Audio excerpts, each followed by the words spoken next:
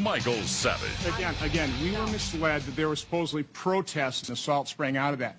And that was easily ascertained that was not the fact. And the American people could have known that within days, and they didn't know that. With all due respect, the fact is we had 4 dead Americans. Was it because of a protest, or was it because of guys out for a walk one night who decided they'd go kill some Americans? What difference at this point does it make? What a difference a day made.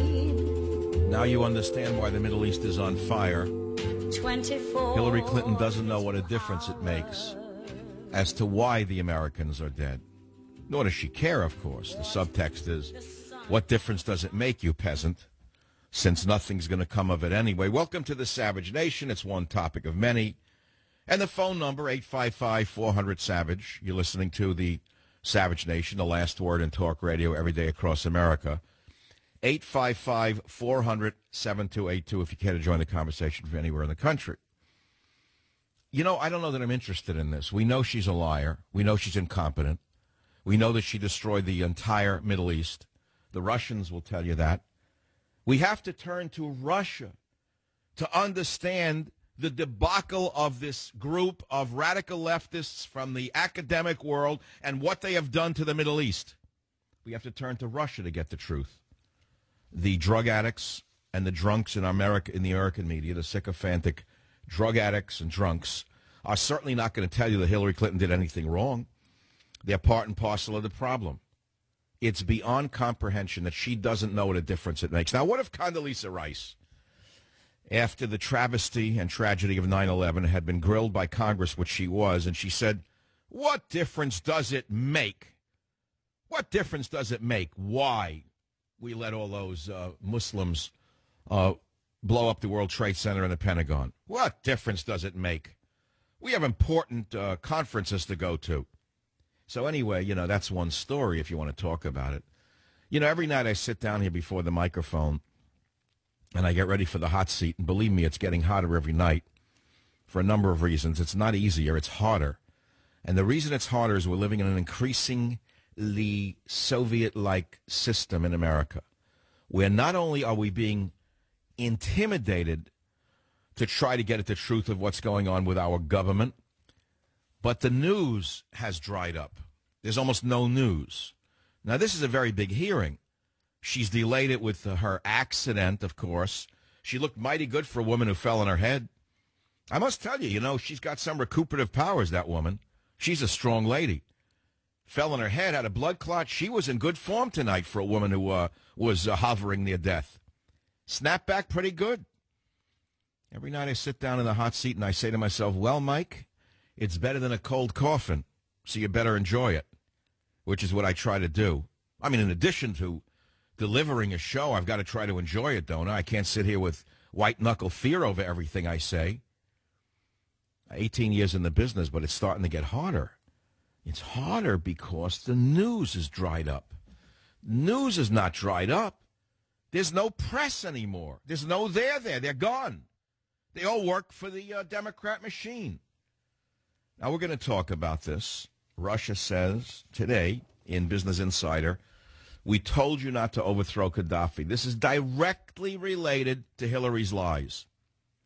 Today, just today, Russia blamed Western countries for creating the current turmoil in Africa by arming Libyan rebels. Thank you, George Soros, Hillary Clinton. Remember Hillary after they killed Gaddafi? We came, we saw, he died.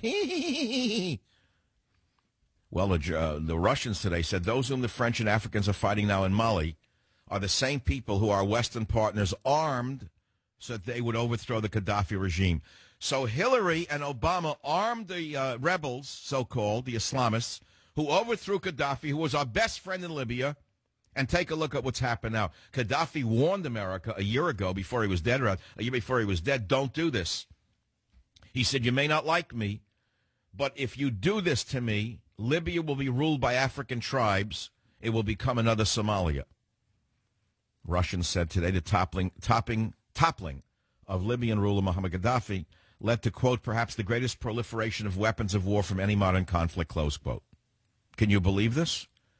These weapons stockpiles were raided by both sides, and they wound up in the hands of the radical militants of the type that the French are now fighting. Lavrov of Russia said the situation in Mali feels the consequences of events in Libya. The seizure of hostages in Algeria was a wake-up call. A senior Algerian official told the New York Times that the militants who seized an oil field in Algeria last week bought their weapons in the Libyan capital of Tripoli. Now listen to this. Russia also accused the West of arming Syrian rebels in an attempt to topple the regime of Assad, and there is evidence that the allegations hold some truth, etc. The fact of the matter is, radical Islamic militants around the world have benefited from the failed, F-A-I-L-E-D policies of the great imitator of presidents, Barack Obama, and the great imitator of great secretaries of state, Hillary Big Mouth Clinton. Hillary the Moyle Clinton shot off her mouth today, looked pretty good to me, and she asked, what difference does it make? What difference does it make? Why? They're dead. Dead is dead. What are you bothering me for? Well, later on in that hearing, Rand Paul was the only one with a pair of teeth between his lips when he said to her, I think he said he would have fired her. I believe so. Which one is that? Is it 2 or 3 where he says he would have fired? Well, let's hear clip 2 of Rand Paul. I'm glad that you're accepting responsibility. I think that ultimately with your leaving, you accept the culpability for the worst tragedy since 9/11. And I really mean that. Had I been president at the time and I found that you did not read the cables from Benghazi, you did not read the cables from Ambassador Stevens, I would have relieved you of your post. I think it's inexcusable. See, he's got guts. He said what most Americans who have a brain would have said. Now listen, by the way, for those of you who are left-wing goose steppers, listen to clip 3. You know, we can understand that you're not reading every cable. I can understand that maybe you're not aware of the cable from the ambassador in Vienna that asked for $100,000 for an electrical charging station. Your department spent $100,000 on 3 comedians who went to India on a promotional tour called Make Chi Not War. But I think you might be aware of the $80 million spent on a consulate in Mashar al-Sharif that will never be built. I think it's inexcusable that you did not know about this and that you did not read these cables. So Rand Paul has shown himself capable of leadership today. She's not the heroine. He is the hero. He's the one running with the flag. It's interesting who's coming out on top here. There's another big topic. Leon Panetta is lifting the ban on women in combat. I covered this a month ago. It's a very important story. It explains why Obama has purged 5 of America's top combat generals over the last 3 months. Like Stalin, who purged the generals who threatened his power, Obama has purged 5 top combat generals over the last 3 months. And they were all good. And he purged them for one reason and one reason only. They threatened him in terms of their independence, number one. Number 2, he wanted to answer to the radical feminists who insist upon placing women in combat roles. Now, there's only one reason the women want to be in combat roles. Only one.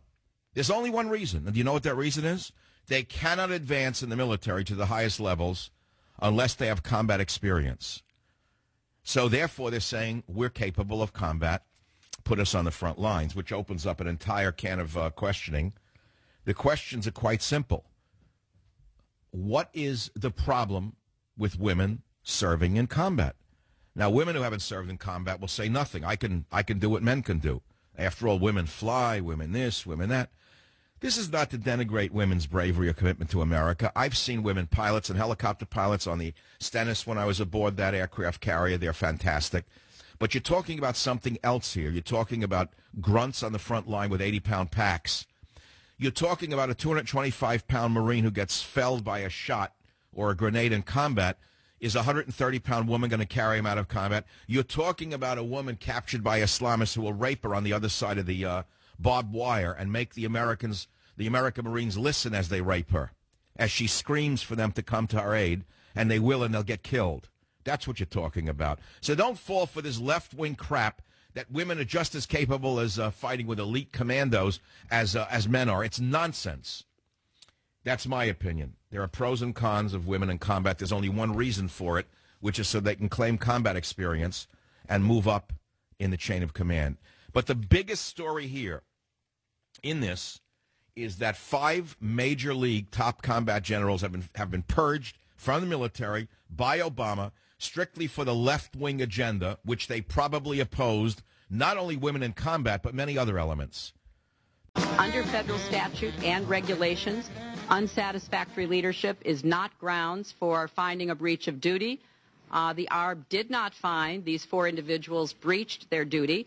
So I have submitted legislation to this committee, to the Congress, to fix this problem.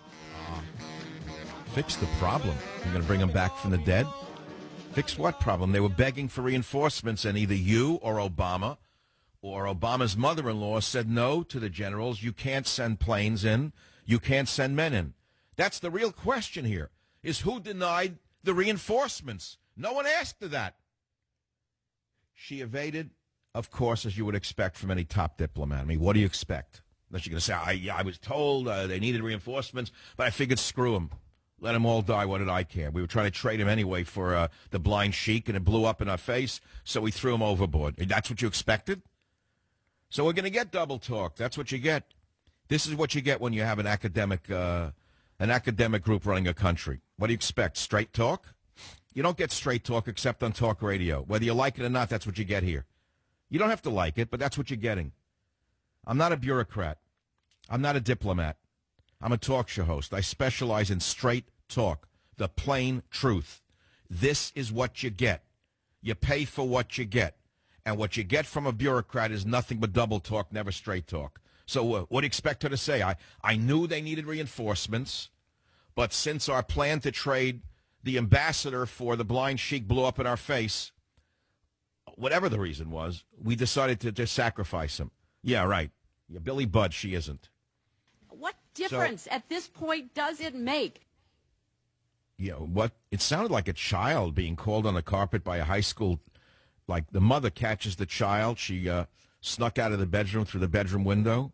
And the mother said, Hillary. What difference at this point does it make? Notice she went into an adolescent state of mind. Mommy caught her. Daddy caught her going out of the bedroom window to go on a jalopy ride with Bill somewhere, wherever they went on jalopy rides. And she came back to the bedroom window at 3 a.m.